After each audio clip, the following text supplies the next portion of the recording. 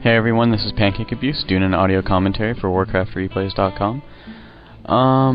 Yeah. So this is copyrighted WarcraftReplays.com or WCReplays.com 2005. So if you've downloaded it from another site, please report it to WCReplays.com and let them know about it.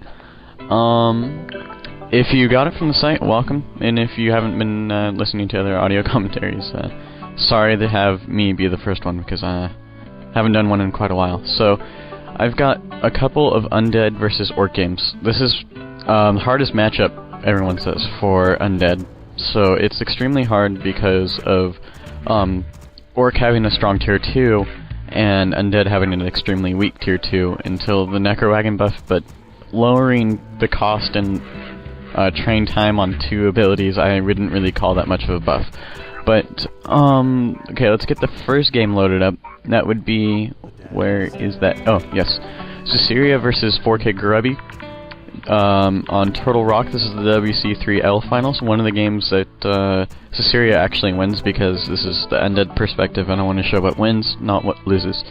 So, this is a little bit different than standard undead versus orc games, and I think this is actually starting to become the new standard. I haven't really seen too many other undeads do this besides, well, I haven't watched too many replays lately, so I don't know what I'm talking about. Get it to the 30-second mark, or 1 minute mark, 1x speed.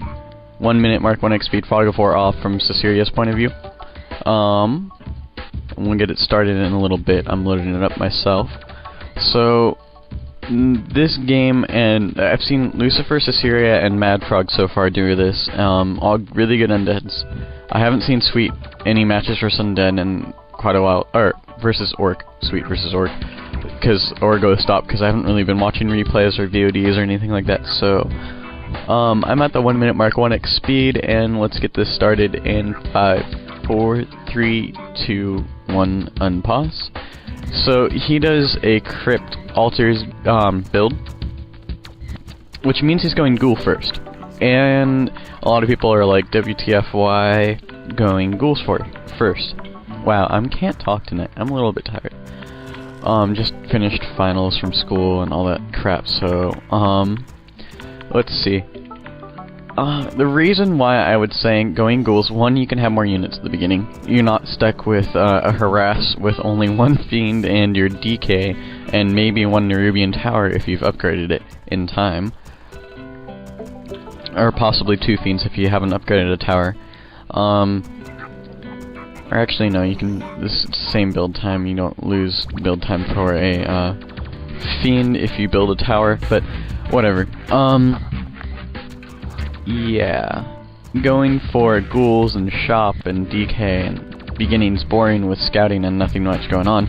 But you can see Grubby's going the standard barracks, burrow, a little bit later tech than you've seen Zacard a while back, like last WCG, his just before the last WCG.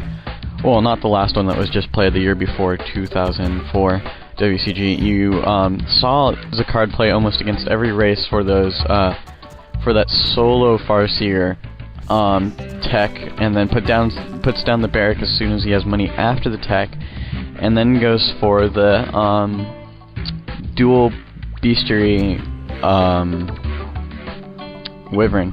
Yeah, what am I talking about? But that was a popular style, and then the other style that's used most often is the barracks and tech a little bit later. This is a pretty nub guide, just because I haven't done one in a while and I want to point out the obvious stuff. So, creeping pattern is either to go for the 2 greens and try to take those out real quick, or to go for the green and then the yellow camp right next to it, which Susiria does that, and Grubby goes for the 2 greens. I don't know which is better. Let's see, level 2 Farseer, so both get you level 2. The yellow camp can get you a better item, either illusion wand or a replenishment potion or a wand of lightning shield. Wand of lightning shield versus human, everyone knows, is deadly, and some people are calling imba, but whatever. I have seen it rip apart an entire human's base just because it's insanely powerful. So now, just a little bit more harassing from the DK. Not much is going on. He's setting up his ghouls to go in and try to harass Grubby's base, which I have to say, Susiria is pulling off some pretty good micro. I mean, not to say that Grubby isn't. He's trying to get move blocks, not really getting it very well. But Susiria is pulling off managing his ghouls and his DK in separate groups.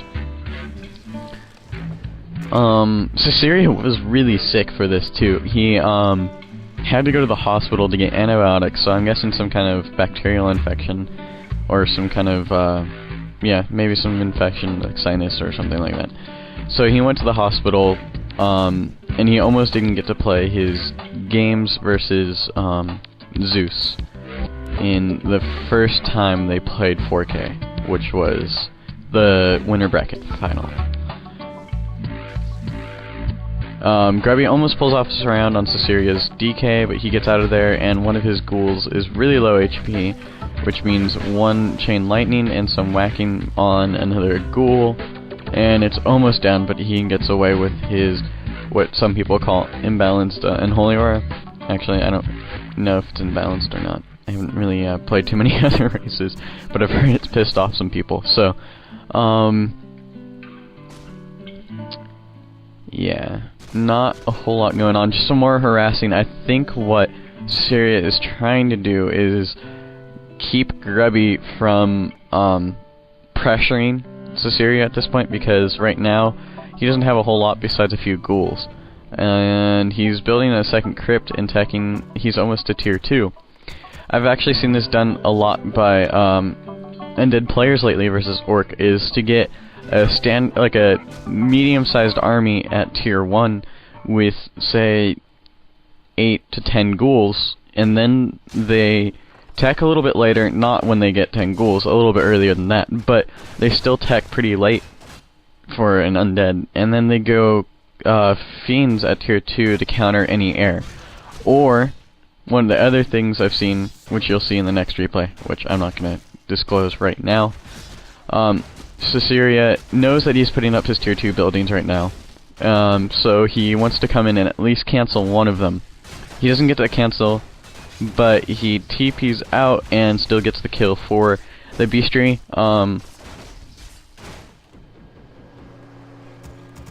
Bestiary, whatever. I don't know how you freaking say it. I've been told like 2 different ways. So, now he's got tier 2, he's got Lich, and now he's gonna pump out. Oh wait, this is the one where I'm talking. He goes a couple of Gargs to make Grubby get some anti-air, either bats or wyvern or whatnot. So that forces him to counter Susiria's army, but he's already gotten a wyvern out when Susiria's first Garg just came out, so I'm guessing he either just Grubby guessed right or scouted, or I don't know, I wasn't really paying attention if he scouted or not. I didn't think so, but could be wrong. Susiria gets the kill and the item, and backs off.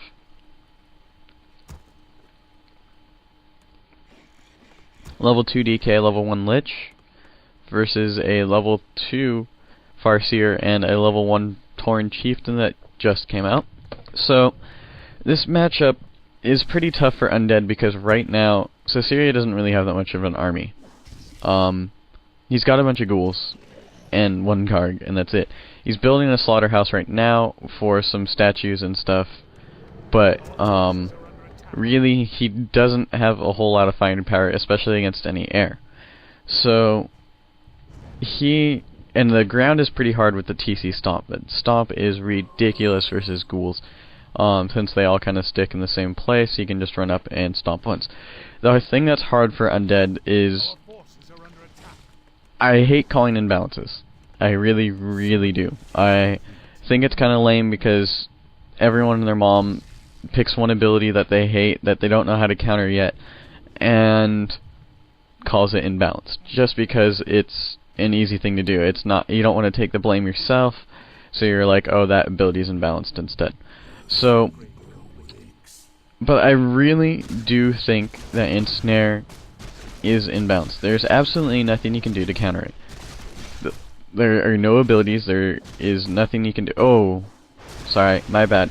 You can hide as it's coming in, but the time for hide isn't enough to be able to, so even if you knew, or even if you saw it starting and you casted hide at the same time that he used Ensnare, it doesn't matter, it's going to hit.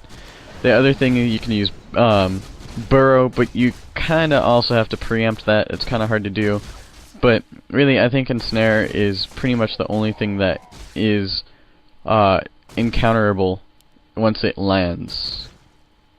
I could be totally wrong, but I think it is. So yeah, I just really hate Ensnare, just because I've lost to a lot of orcs just because of Ensnare. They just go e-click, e-click, e-click, and my whole army can't move, can't micro, and everything's dead. So it's pretty ridiculous. But enough with that.